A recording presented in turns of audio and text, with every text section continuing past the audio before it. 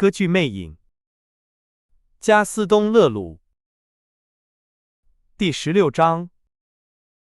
克里斯蒂娜，克里斯蒂娜。克里斯蒂娜达埃里奇失踪后，拉乌尔的第一个念头就是指责埃里克。他毫不怀疑音乐天使在整个歌剧院，他已在那里建立起自己的帝国，所拥有的近乎超自然的力量。拉乌尔像个疯子一样冲向舞台，陷入绝望之中，呼唤着他，就像他应该从那个怪物将他如同猎物般掳走的黑暗深渊中呼唤他一样。他被掳走时，仍沉浸在他神圣的激情之中，全身穿着那件他本已准备好献给天堂天使的白色寿衣。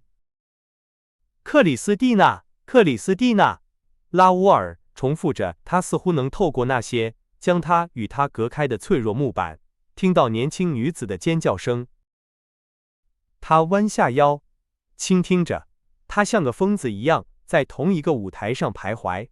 啊，下去，下到那些入口已被封锁的黑暗深井里去。那脆弱的障碍，平时如此轻易地划开，露出他全部渴望所向的深渊。这些被他的脚步踩得咯吱作响的木板，在他身体的重压下，显露出下方深处那神秘的虫穴。今晚，这些木板不仅仅是静止不动，它们呈现出一种坚固的样子，让人无法相信它们曾经移动过，而且通往舞台下方的楼梯也禁止任何人进入。克里斯蒂娜，克里斯蒂娜。人们大笑着把他推开，他们嘲笑他，他们认为这个可怜的未婚夫脑子出了问题。埃里克究竟是在怎样一场狂奔之中，穿过只有他自己熟悉的、充满夜晚和神秘气息的走廊，才把那个如此纯洁的年轻女子拖到了他那位于路易菲利普风格房间里的可怕住所。那扇门正对着地狱般的湖泊。克里斯蒂娜，克里斯蒂娜，你不回答，你还活着吗？克里斯蒂娜，你没有在怪物灼热的气息下，在超乎人类所能承受的恐惧中，呼出最后一口气吧。可怕的念头像闪电般划过拉乌尔充血的大脑。毫无疑问，埃里克一定发现了他的秘密，知道克里斯蒂娜背叛了他，他会准备怎样可怕的复仇？有什么能阻止被他那无法超越的骄傲所驱使的音乐天使呢？克里斯蒂娜落入怪物那万能的掌握之中，已经完了。拉乌尔又想起了昨晚来到他阳台上的那些金色星星，以及他那无力的武器未能将他们击落的情景。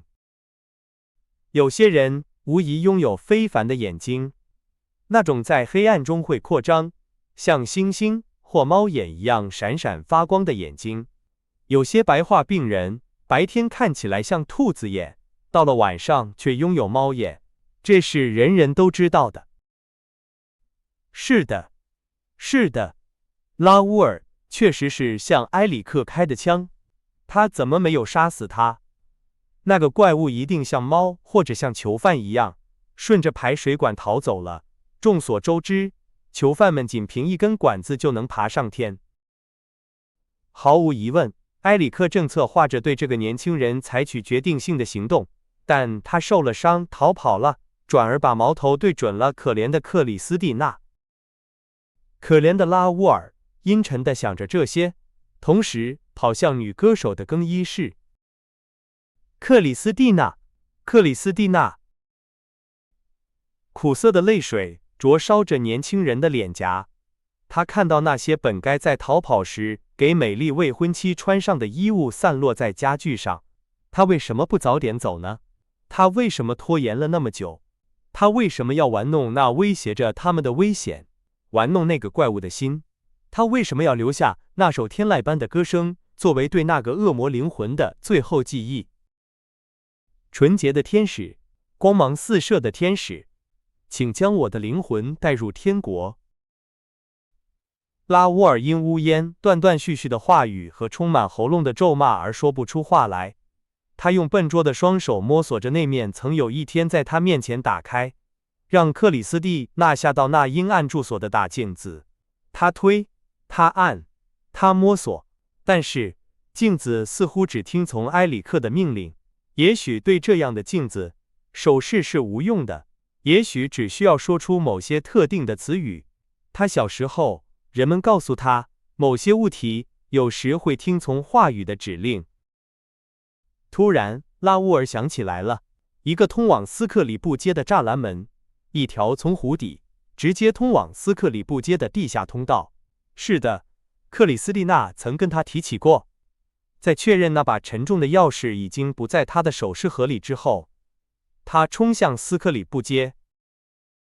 他已经到了外面，他用颤抖的双手摸索着那些巨大的石头，寻找着出口。他找到了一些栏杆，是这些吗？还是那些？还是那个通风口？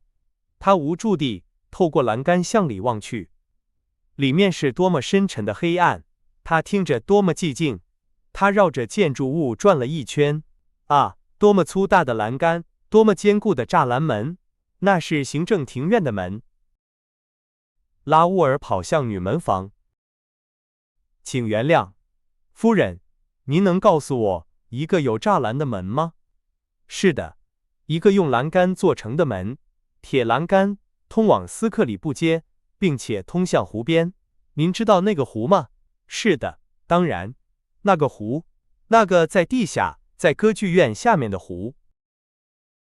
先生，我很清楚歌剧院下面有一个湖，但我不知道哪扇门通向那里，我从没去过。那么斯克里布街呢，夫人？斯克里布街，您去过斯克里布街吗？女门房笑了，她放声大笑。拉乌尔咆哮着逃走了，他跳跃着，跑上一些楼梯，又跑下另一些楼梯，穿过了整个行政区域，然后又回到了舞台的光亮之中。他停了下来，他的心跳得像要从气喘吁吁的胸膛里爆裂出来一样。万一他们找到了克里斯蒂娜·达埃呢？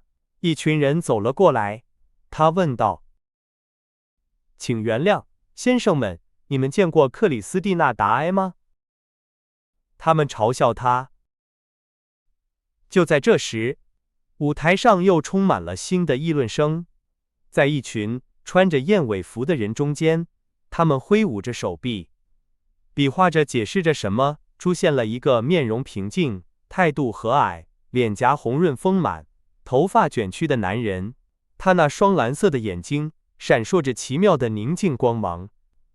管理员梅西耶指着这位新来的人对沙尼子爵说：“先生，您应该向这位先生提出您的问题。我向您介绍警察局专员米弗罗伊先生。”啊，沙尼子爵先生，很高兴见到您。专员说道：“如果您愿意跟我来，现在，经理们在哪里？经理们在哪里？”鉴于管理员保持沉默，秘书雷米便负责告知专员，经理们把自己锁在办公室里，对发生的事情还一无所知。不可能，我们去他们的办公室。米弗罗伊先生身后跟着一支逐渐壮大的队伍走向行政部门。梅西也趁乱把一把钥匙塞到加布里埃尔手里。情况不妙，他低声说：“去把吉里妈妈放出来。”加布里埃尔走开了。他们很快就来到了经理办公室的门前。梅西耶徒劳地催促他们开门，门没有开。以法律的名义开门，米弗罗伊先生清晰而略带不安的声音命令道。最后，门开了，他们跟着专员冲进了办公室。拉乌尔是最后一个进去的。当他准备跟着人群进去时，一只手搭在了他的肩膀上。他听到耳边有人说道：“埃里克的秘密与任何人无关。”他转过身，强忍住一声惊叫。那只曾搭在他肩膀上的手，此刻正按在一个身穿乌木色服装、戴着阿斯特拉罕高皮帽，长着一双碧玉般眼睛的人物的嘴唇上，是波斯人。那个陌生人延长了示意谨慎的手势，就在子爵目瞪口呆，正要质问他这神秘干预的理由时，对方行了个礼，然后消失了。